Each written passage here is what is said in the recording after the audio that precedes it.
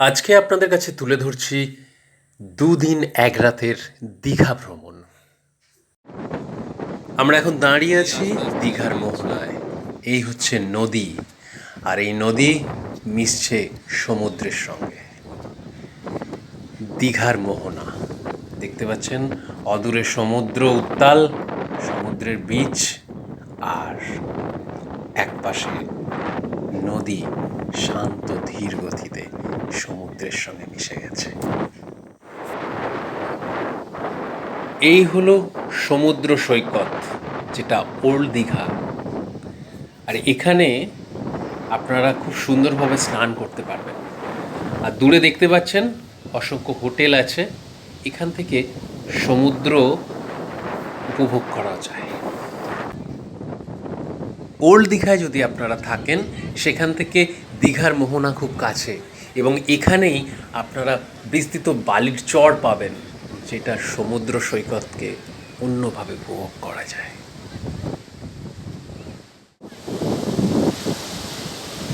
আর সমুদ্র স্নান সেরে সন্ধ্যের বেলা আমরা যাব দীঘার জগন্নাথ মন্দিরে। আমরা চলে এসেছি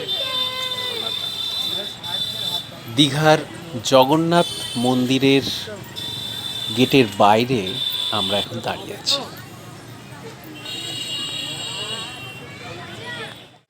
দীঘার জগন্নাথ মন্দির ওল্ড দীঘাতেই অবস্থিত, ঠিক বাস স্ট্যান্ডের কাছে এবং রেল স্টেশনেরও কাছে।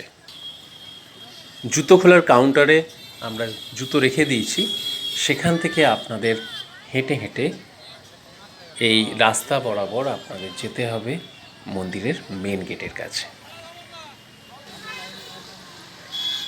সন্ধেবেলায় দীঘার জগন্নাথ মন্দিরের দৃশ্য অপূর্ব লাগে। আর কিছুক্ষণের মধ্যেই আমরা প্রবেশ করে যাব দীঘার জগন্নাথ মন্দিরের ভিতরে। আপনারা দেখতে পাচ্ছেন জগন্নাথ মন্দিরের মুখ্য প্রবেশদ্বার।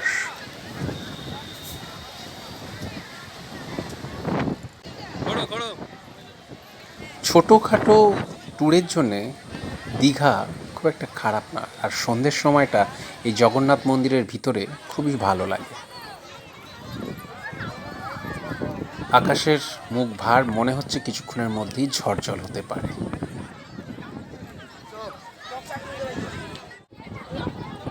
জয় জগন্নাথ। এবার আমরা প্রবেশ করব আস্তে আস্তে দীঘার জগন্নাথ মন্দিরের ভিতরে।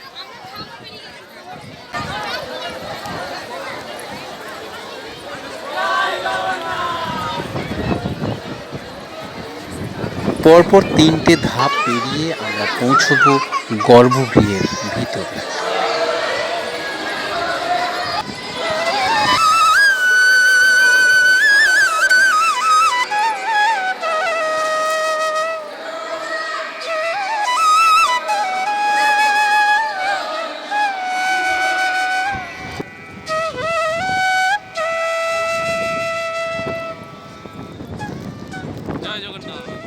দেখতে দেখতে অঝরে বৃষ্টি নেমে গেল। মন্দিরের ভিতর থেকেই আমরা দেখছি অঝর ঝড়ে বৃষ্টি ঝরছে।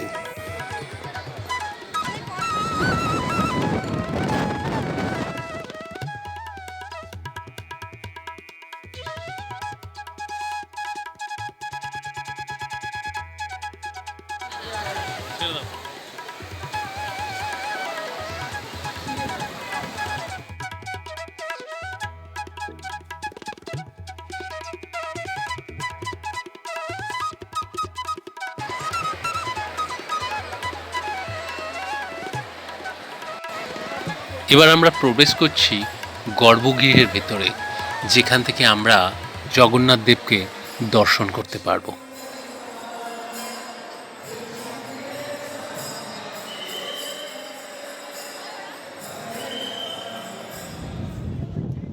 মন্দিরের ভিতরে দর্শন করে আমরা বাইরে বেরিয়ে এলাম। সেখান থেকে আমরা দেখছি বাইরের শোভা। এখন বৃষ্টি অনেকটা থেমে গেছে এবং আস্তে আস্তে ঝড়ও থেমে যাচ্ছে। পরের দিন আমরা চলে এলাম নিউ দীঘা, আর এখন আপনারা দেখতে পাচ্ছেন নিউ দীঘার বিচ। এখানেই আপনারা বিভিন্ন রকম অ্যাক্টিভিটিস করতে পারবেন, আর এই অ্যাক্টিভিটিসগুলোই নিউ দীঘাতেই আমরা পাবেন, ওল্ড দীঘাতে পাবেন না।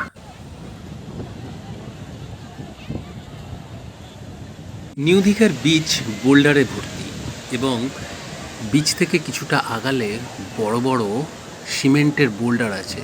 এই বোল্ডার টপকে সবাই নামছে, ঠিক কথা, এই যে দেখতে পাচ্ছেন বড় বড় বোল্ডার। এখান থেকে নামাটা খুবই রিস্কি, নামলে সাবধানতা অবলম্বন করে নামবেন, না হলে কিন্তু অঘটন ঘটতে পারে। নিউ দীঘাতে বিচ বলে কিছু নেই, চারিদিকে বোল্ডার।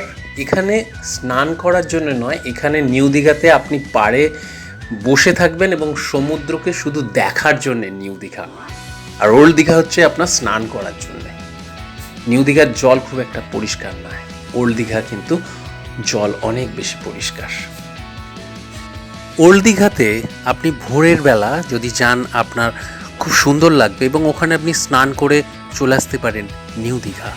নিউ দীঘাতেই বাজার, মার্কেট, সমুদ্র তীরবর্তী যে মার্কেট, সেটা নিউ দীঘাতেই আপনি বেশি পাবেন।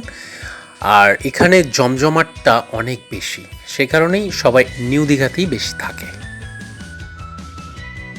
সন্ধ্যের সময় নিউ দীঘাতে এরকম অসংখ্য বসার জায়গা করা আছে, আপনারা এসে বসুন এবং সমুদ্র উপভোগ করুন। নিউ দীঘার এই রাস্তা বরাবর সোজা যদি এগিয়ে যান তাহলে এই জাহাজ বাড়ি পাবেন। একটু জুম করে দেখাই আপনাদের, এই হচ্ছে জাহাজ বাড়ি।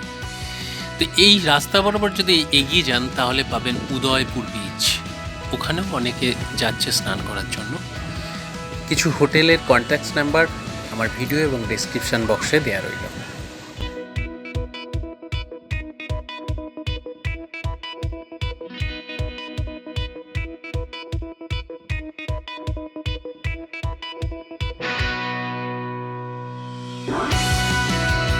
আর আজকের মতো আমাদের যাত্রাপথ এখানেই সমাপ্ত হচ্ছে।